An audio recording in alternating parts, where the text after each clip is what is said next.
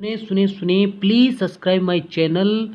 आप जब सब्सक्राइब करोगे तो मेरा नया जो वीडियो बनेगा उसका नोटिफिकेशन तुरंत आपके पास आएगा। Thank you. फिर से कह रहा हूँ, सब्सक्राइब माय चैनल। अब देखते हैं आगे।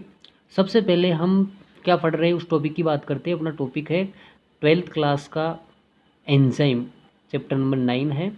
एंजाइम के अंदर हम पढ़ेंगे एंजाइम की डेफिनेशन और एंजाइम की क्रियाविधि। सबसे पहले डेफिनेशन, एंजाइम वो होते हैं जो जैव रासायनिक अभिक्रियाओं को उत्प्रेरित करते हैं, उन्हें हम एंजाइम कहते हैं। अर्थात जैव रासायनिक अभिक्रियाओं के वेग को परिवर्तित करते हैं, कम या ज़्यादा करते हैं, उस कारक को हम एंजाइम नाम देते हैं। एक एंजाइम का डायग्राम यहाँ दे रखा है, उसे हम होलो एंजाइम कहते हैं। ये होलो एंजाइम है, इसमें दो पार्ट होते हैं, एपो एंजाइम प्रोटीन युक्त और प्रोस्थेटिक समूह अप्रोटीन युक्त। अर्थात प्रोटीन और अप्रोटीन युक्त भाग दोनों मिलकर के पूरा होलो एंजाइम बनाते हैं। अब जो प्रोस्थेटिक समूह है, इससे अगर जुड़ने वाला कोई भी फैक्टर अप्रोटीन भाग से जुड़ने वाला कोई भी फैक्टर अगर ढीला ढाला जुड़ा हो, आसानी इसको अलग कर लिया जाए या फिर जोड़ा जाए तो वह सह एंजाइम या को एंजाइम कहलाता है। उदाहरण के लिए हम देखते हैं NAD और NADP, ऐसे एंजाइम क्या कहलाते हैं? को एंजाइम या सह एंजाइम। सक्रिय स्थल क्या होता है?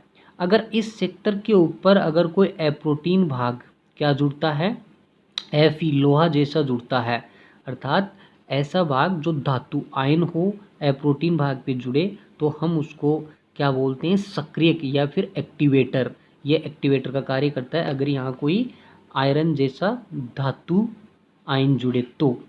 आगे देखते हैं, ये तो अपना एंजाइम हो गया, एंजाइम के पार्ट्स हो गए। इसको हम यहाँ भी देख सकते हैं, ये देखो इस सारणी में दे रखा है। होलो एंजाइम किससे मिल करके बनता है? एपो एंजाइम प्लस अप्रोटीन भाग। कौन बनता है? एपो एंजाइम और अप्रोटीन भाग दोनों को मिला करके आपका होलो एंजाइम बनता है। अब हम देखते हैं इसकी क्रियाविधि, जो इम्पोर्टेंट पॉइंट है ये देखिए,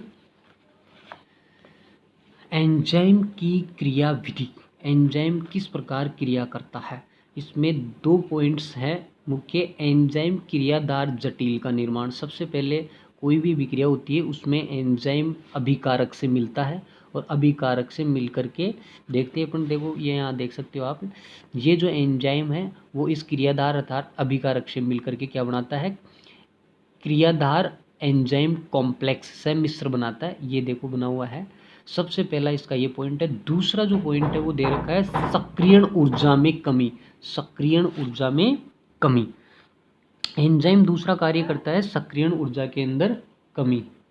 अब देखो किस प्रकार से कमी कर रहा है, अर्थात जो अभिक्रिया संपन्न होगी उसकी अगर सक्रियण एनर्जी जो होगी, सक्रियण जो ऊर्जा होगी, एक्टिव एनर्जी होगी, जो रिएक्शन को शुरू करने के लिए एनर्जी होती है, अगर उस एनर्जी को कम कर दिया जाए तो वो रिएक्शन जल्दी से या कम समय में संपन्न हो जाती है। तो यहाँ पर देख पा रहे हैं ये जो एक एंजाइम है, सबसे पहला इसका पॉइंट था एंजाइम क्रियाधार जटिल या संकुल का निर्माण करना। सबसे पहले ये पॉइंट है। तो एंजाइम क्रियाधार जटिल या संकुल का निर्माण कैसे हो रहा है? जब अपनी क्रिया जो होती है उसमें देखो क्रियाधार है, ये कोई भी क्या है? क्रियाधार जो अभिकारक है, इसको हम रिएक्शन करवा रहे हैं तो ये सबसे पहले जुड़ेगा एंजाइम से। एंजाइम से जुड़ करके एंजाइम क्रियाधार जटिल या अस्थायी एक प्रकार का संकुल या कॉम्प्लेक्स बनता है। ये कॉम्प्लेक्स बनने के बाद इस कॉम्प्लेक्स को यहाँ दिखा रखा है इस रिएक्शन के अंदर, आप देख सकते हो ये एंजाइम ये क्रियाधार दोनों मिलकर के कॉम्प्लेक्स बना रहे हैं, जिसको अपन मध्यवर्ती सम्मिश्र भी कहते हैं।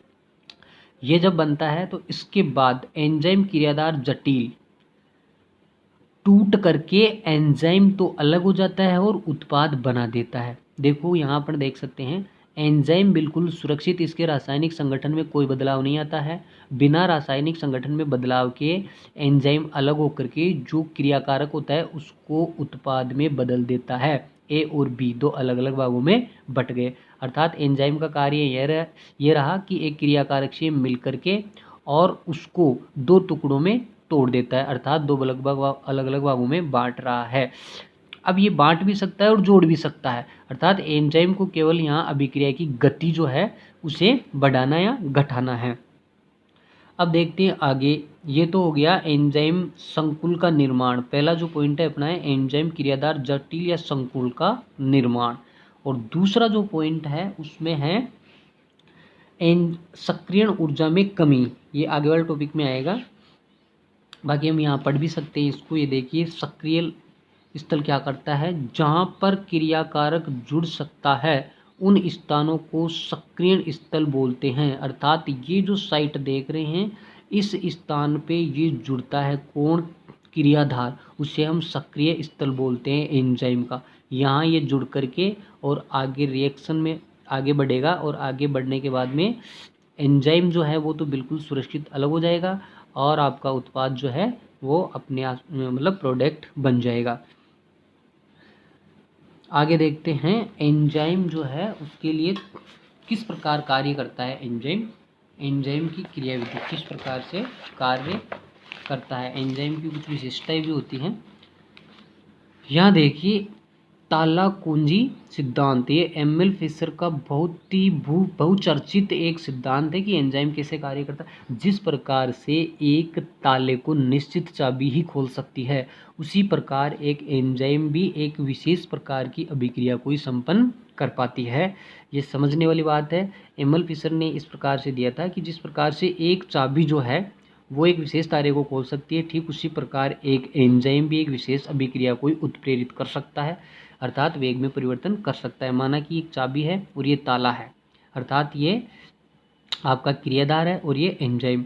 ये सबसे पहले संकुल बनाएगा, एंजाइम क्रियाधार संकुल बन गया। संकुल बनने के बाद एंजाइम बिल्कुल अलग हो जाता है और इस उत्पाद को दो भागों में बांट देता है। तो इस प्रकार से यहाँ इस पॉइंट को पढ़ने का ये कारण था कि एक जिस प्रकार ताले की निश्चित चाबी होती है, ठीक उसी प्रकार एक एंजाइम निश्चित होता है एक अभिक्रिया को कंप्लीट करने के लिए।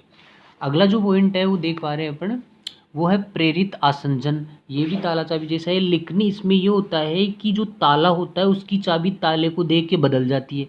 ये मान सकते हैं हम कि जो ताला होता है, यहाँ तो देखो चाबी बदल नहीं रही है, लेकिन इसमें ये होगा कि चाबी जैसे ही ताले के पास जाएगी वो चाबी बदल जाएगी और उस चाबी जो चाबी है, जैसे मान लो कि 10 तालों की एक ही चाबी हो, जैसे ताला हो जिस प्रकार का ताला होगा उसी प्रकार की चाबी बन जाएगी ताले के पास जाती। ठीक उसी प्रकार ये जो एंजाइम होगा, यहाँ देख सकते हैं अपन, यहाँ पर ये जो संरचना है एंजाइम का सक्रियण स्तर है। हम जो पढ़ रहे हो प्रेरित आसंजन पढ़ रहे हैं। जो क्रियाधार होगा उस क्रियाधार से प्रेरित हो जाएगा एंजाइम। प्रेरित होकर के जिस प्रकार की संरचना या जिस प्रकार से उसको उत्प्रेरित किया जा सके उसी प्रकार का ये जो संरचना होगा क्रियाधार का, वो एंजाइम का जो स्थल होता है सक्रियण स्थल, वो बन जाएगा। जैसे मानो कि ये संरचना आपकी क्रियाधार की, इस संरचना के अनुसार ये सही नहीं है, लेकिन जैसे ही इसके पास में आएगा, अर्थात ये आपका एंजाइम है, जैसे ही क्रियाधार के पास में आएगा इसकी जो आकृति होगी कौन सी, सक्रिय स्थल की, वो देखो इसके जैसा बन जाता है। सेकंड स्टेप में अपन देख रहे हैं बिल्कुल इसके जैसा बन गया। अगर ये चाबी होती तो दोनों के लिए अलग अलग है, क्योंकि इसका आकार अलग है, इसका आकार अलग है। अर्थात अगर एंजाइम एक निश्चित चाबी होता तो इसमें तो ये देखो बड़ा है और इसमें ये इस प्रकार से पतला हो गया। अर्थात एंजाइम जो है वो प्रेरित हो रहा है किससे, क्रियाधार से। तो जिस प्रकार का ये क्रियाधार था उसी प्रकार का ये गड्ढा जो है हम देख पा रहे हैं साइट है वो एंजाइम के अंदर बन रही है। ये देखो ये ऐसी बन गई इधर, है ना, इस प्रकार की ये साइट बन गई है। ऐसा स्थल सक्रियण स्थल जो है वो इस साइट पे चिपक जाता है कौन, आपका क्रियाधार, और इसे हम कहते हैं एंजाइम क्रियाधार सम्मिश्र बन गया। अब आगे हम देख पाएंगे।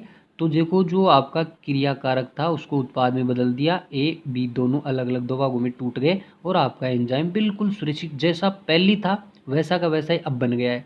अर्थात जो एंजाइम पहले था अभिक्रिया से पहले उसी आकार में वापस आ गया है, लेकिन प्रेरित होकर के जब कॉम्प्लेक्स बना था इसका दोनों का संकुल, तब देखो इसका ये आकार जो है वो इस क्रियाधार के अनुसार बन गया था, और फिर जब उत्पाद बन जाता है तो वापस उसी रूप में या आकार में ढल जाता है। तो हम कह सकते हैं कि एंजाइम क्रियाधार से प्रेरित होकर के उसी प्रकार का बन जाता है जिस प्रकार का क्रियाधार होता है, या फिर हम कह सकते हैं अभिक्रिया जो है उसको संपन्न कराने के लिए एंजाइम जो है प्रेरित हो जाता है और अभिक्रिया को संपन्न करवा देता है। ये थोड़ा विशिष्ट नहीं होता है, इसके लिए एक विशेष अभिक्रिया के लिए विशेष नहीं होता है ये एंजाइम, क्योंकि ये प्रेरित है, अर्थात ये बदलता है किसको देख करके, क्रियाधार को देख करके, अर्थात क्रियाधार के आधार पर बदलता है, ऐसे हम बोल सकते हैं। सक्रियण ऊर्जा में कमी, ये टॉपिक है इम्पोर्टेंट। एंजाइम करता क्या है, देखो सक्रियण ऊर्जा में किस प्रकार से कमी करता है कौन, एंजाइम। इस ग्राफ से समझ सकते हैं। आप देख पाओगे, माना कि कोई लकड़ी इस टेम्परेचर पे जलती है, अर्थात माना कोई लकड़ी यहाँ पे 80 डिग्री टेम्परेचर पे जलती है। हम एक उदाहरण लेते हैं, 80 डिग्री टेम्परेचर पे कोई लकड़ी जलती है।